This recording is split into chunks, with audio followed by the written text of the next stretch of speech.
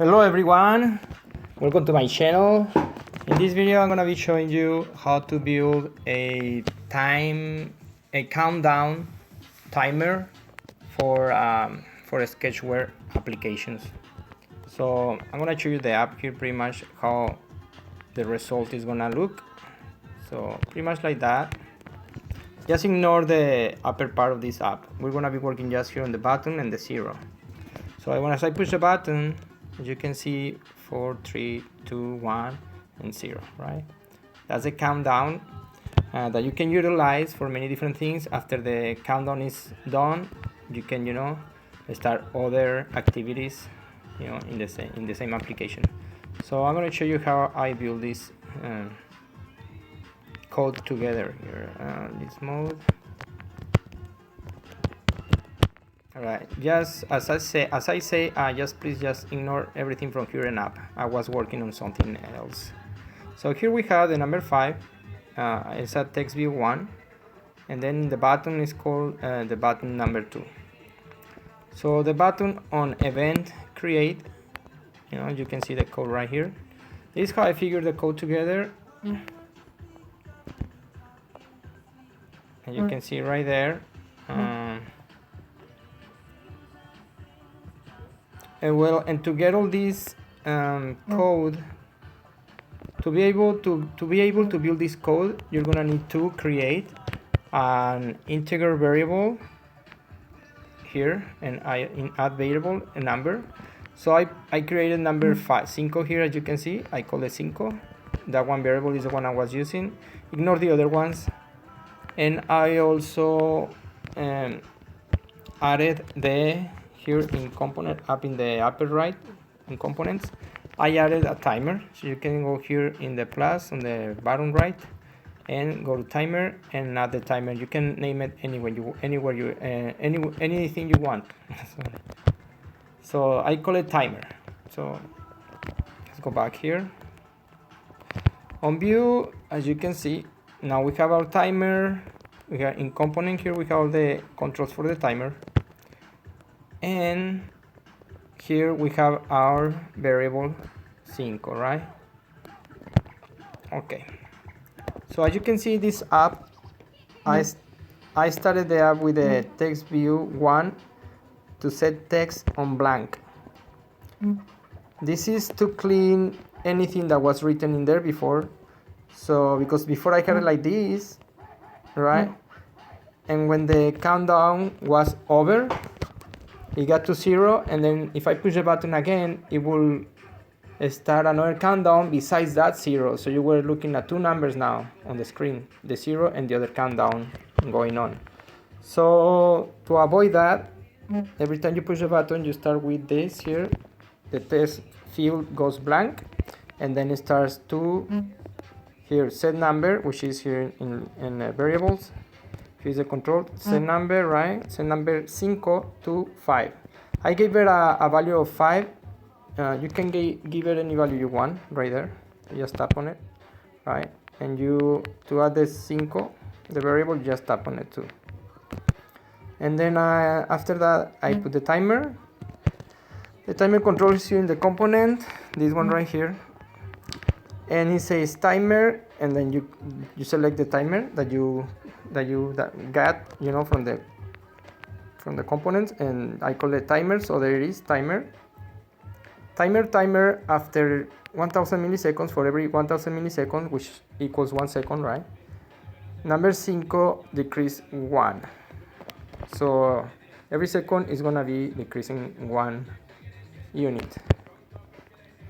And now we have the text view is gonna be displaying, as you can see here, text view is gonna be displaying 5 without decimal, right? You get that from the operator, to string without decimal right here, right? And the text view, of course, you know where to get that from. Text view right here, text right there. So we're using text view 1. And then after that, I did a condition that says pretty much if 5, the variable, equals 0, then cancel the timer. So I had to put this together because when I didn't have it, here is the conditional. When I didn't have it on there, the timer will just keep going. It will go 3, 2, 1, 0, -1, -2, -3. The timer doesn't stop unless you tell it to. So to stop it, you just use the control right here on the components, and go in the very bottom you can find timer cancel. And that's how it worked right there. That's how it ended up. So of course you can change the values here. Instead of counting down from 5 seconds, it can count down from 10, 20, 1,000, anything you decide that is necessary for your app. So there it is.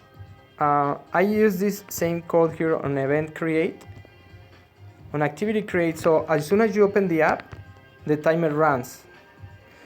This is in case you need an app that you would like it to have the timer starting right away as soon as you open the app. So this is the one that works. This one doesn't clear the text field because you don't have anything there yet. Of course, you're just opening the app. So as soon as you open the app, you're gonna see that the timer starts running and it stops in 0, right? Because I put the 0 there. You can make it stop anywhere you like, of course. And so let's run it and see. You can use this, of course, to link it to other activities. So after the timer is down to 0, you can make it, so you can do something different, score a point or win or lose a game, or show a different text field or a different operation, or etc. So let's see how so you're gonna see here, because I had the same code in activity create, it's gonna start, the counter is gonna start right away. There it is, right there. Let's see, and 0. So now I push the button and it counts. Oh, maybe I did something wrong. Let's see. I probably just moved something there.